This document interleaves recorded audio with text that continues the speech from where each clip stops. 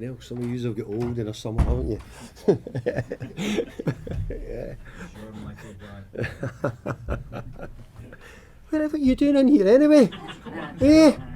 Pick and choose your the ones you come to. Yeah, listen, the message never got passed on about the last successful outsider, like, so I'm coming here with a conscience. Was that right wrong? Yeah.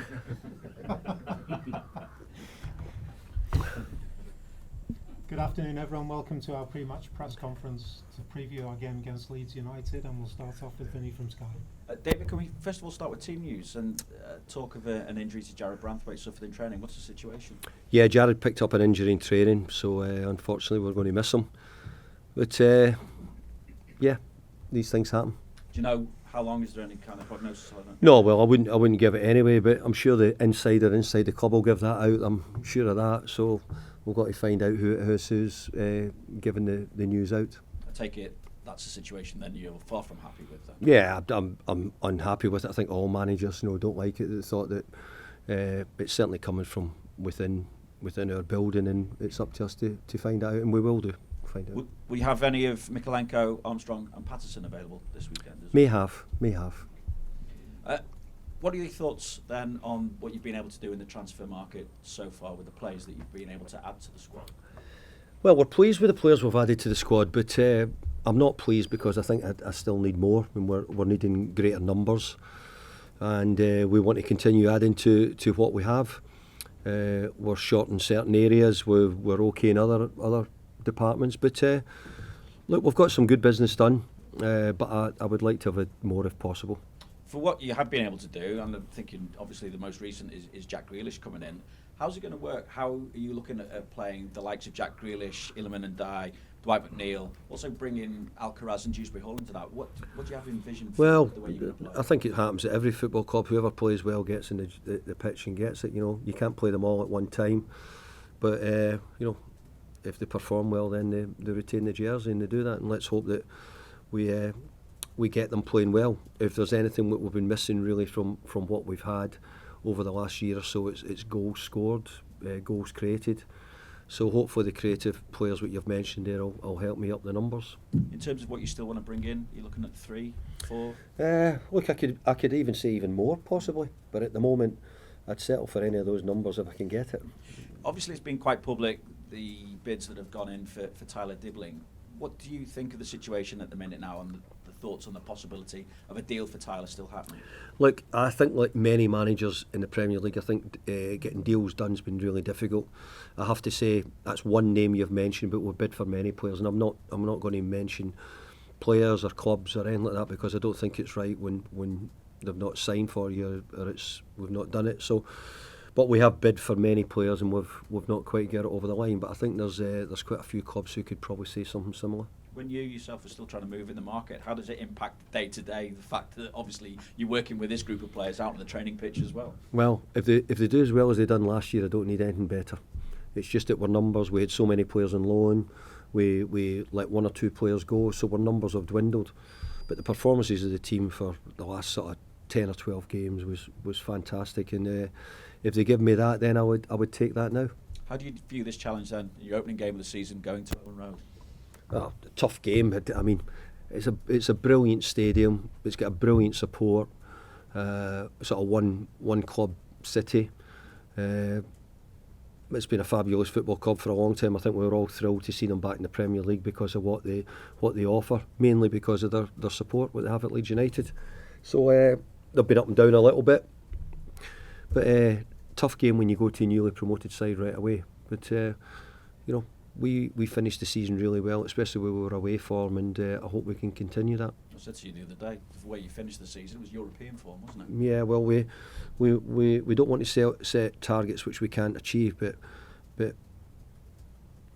I want to put it right. I want us to start challenging the top end of the league rather than having to deal with the bottom end of the league. And going to Ellen Road, the chance maybe to see Jack Harrison again. How was that decision to ultimately not keep him on as a permanent signing? Well, Jack was great for us and done lots of good things, but obviously he was a Leeds United player. It'll be great to see Jack. He's a great boy, and we really enjoyed having him. I'll also ask you, because Daniel Farke's just confirmed that Dominic Calvert-Lewin is joining Leeds, and that will be announced sometime later today. How you feel about his decision ultimately to go, and now that he's a Leeds player? Well, I'm pleased for Dom because I've had a really good relationship with him, and I didn't really get a chance deeply to work with him. He picked up the injury. I think it was at Brighton he picked up the injury, and we only really got him back in the last day. So I think I probably had about 1 game or 2 games with Dom. But we just found the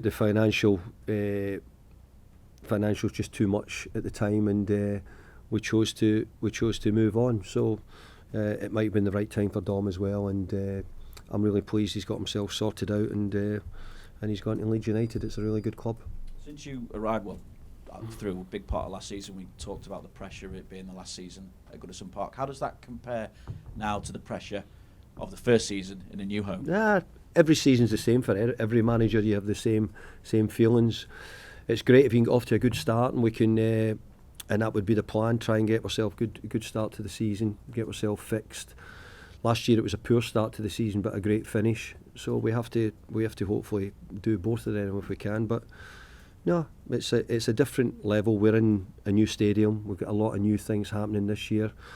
Basically, we're trying to build a new team in some ways as well, and it would be very hard for us to do that all in one window. And we have to do some of it, but hopefully we can get a side which was as competitive as we were last year. Thanks, David. Good luck. Cheers, thank you. Thanks, Finney. We'll go to Damien at Premier League Productions. Bye, Damien. Hello there. Just on that subject of the new season, in all your years connected with Everton, do you look forward to this more eagerly than previous years because of the new stadium and the new players? I really look forward to the future for Everton. It's a wee bit trepidation at the moment because we're the ones who are going to the new stadium, and going to a new stadium has never been an easy gig for any team who's done it.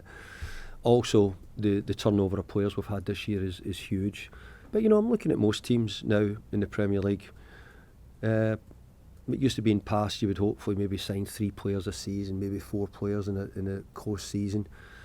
But I just think because the size of the squads, players maybe not been happy and having to move on every year.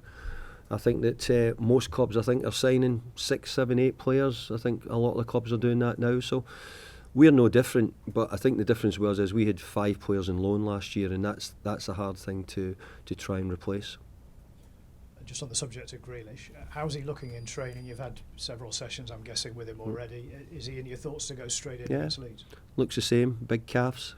Yeah, looks the same. Yeah. Is Debbie on Monday? Yeah, well, you need to turn up and find out. That's what everybody has to do. Thanks, Damien. We'll go to Phil at Radio Merseyside. Thank you. Just on Jack Grealish, actually, and how he's been looking in training this week, I've been speaking to a few City fans who've been talking to me about where they think he might play best. Obviously, he plays mostly off the left, but they've always wanted to see him have a go in the number 10. Where do you think Jack Grealish is strongest? Yeah, I think Jack can play in several positions. I think he could play as a midfield player as well. He's a player who doesn't give the ball away very often. But my aim is to get Jack in positions where he can be creative for us and score goals and assist with goals. Look, it's a big challenge for Jack as well. So I'm looking forward to seeing how he responds to it. The best one I can think of was when I brought Jesse Lingard to West Ham. Jesse Lingard was probably not expected to be too successful and maybe a little bit worn down and not. I think Jesse came in and scored 10 goals in 12 games or 12 goals in 10 games. It was round those numbers he was at. He got himself back in the England team, got back in the England squad for how he had performed because it was the games in the Premier League, and he showed his quality. If Jack can do a little bit of that Jesse Lingard, then it'll be a great story for Jack because it's a big year for England, World Cup, and I've only seen him for a few days here live and close up, and he's looked fabulous in how he looks, and he's in good enough shape. So there's lots of good things to like about Jack. I just need to make sure I get it at the right time and make sure he's played football and we think he's had enough minutes, etc., etc. And I know you mentioned about potentially looking at additional signings. Do you feel like the right-hand side, both going forward and at the back, is somewhere where maybe you're a bit light? You should be the scout. Yeah. Yes, we do. Yeah. And another question, about right back. You've got obviously Jacob Brien, who's played there a lot. Do you, on the other hand, think that actually you're not too bad for players who can do a job there? Maybe James Garner is another one. Mm-hmm. Yeah, but we would like we know Jake can do the job there. He can play centre half as well. Seamus is still around as well, who we'll use when we think he's fit and ready as well. We've got Patterson as well, so we have people in the position. So we may try and get another right back, but at the moment we might just have some other priorities. And I know you said in pre-season that you weren't completely satisfied with Beto and how he was getting on. I just wonder where you see his sort of efforts now. If you're happy and confident that he can get more goals this season with a lot of attacking talent added to the squad. I think I disagree with what you said. I don't think I did say that about Beto. But I would always be saying it because I want more goals from my centre forwards. We've not scored enough goals in pre-season, so if that was picked up on Beto, then it's the wrong reference. But it's the right words because we want him to score more goals. Is Barry pushing him close? Actually he is, and he will do. But again, we've just got to ease people in and make sure that we're not expecting too much too soon and expecting them, young French centre forward. I think when I came in, I don't think Beto was getting a game, or very little games. He went on to be a star for us last year and hugely important for us. Thank you. Thanks, Phil. Any further questions in the open section before we move on? No? Okay, thank you. Thank you. Big calves. Big calves.